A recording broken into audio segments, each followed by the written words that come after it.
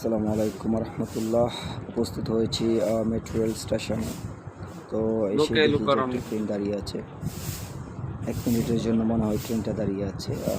1 মিনিটই দাঁড়াই মনে হয়, 5 মিনিট পর পর ট্রেন আসে যায়।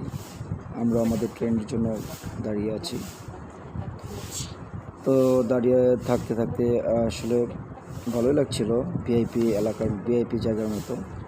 তো এর মধ্যে আমাদের কাদরিয়ার ভাইয়ের সাথে ওনার সাথে কথা বলতে বলতে এক আপু এসে বললো যে হলুদ দাগে দাঁড়ানো যাবে না। তো দাঁড়াইলাম না, যেহেতু নিয়ম তো মেনেই চলতে হবে।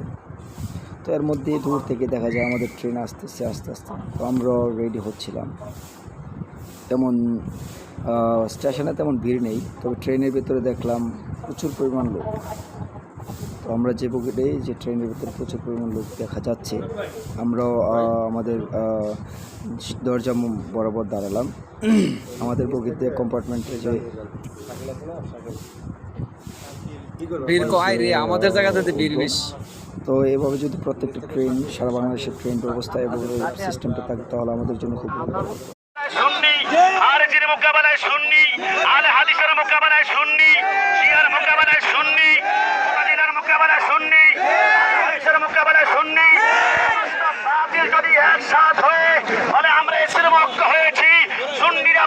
সাথে কখনো মিশ্রিত হবে না। সুন্নিদেরকে হুমকি দিবা মুসলমান একবার মরে, ইমানদার একবার মরে, বিড়ালের মতন নয়, বাঘের মতো গর্জন দিয়ে মরতে ভালো করে জানে। সবচেয়ে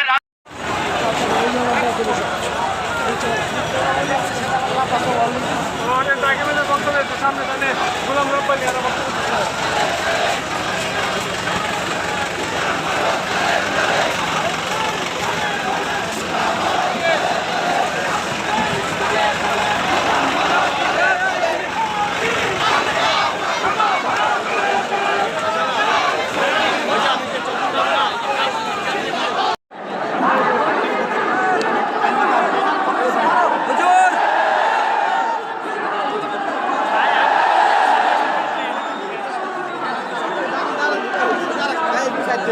Come on!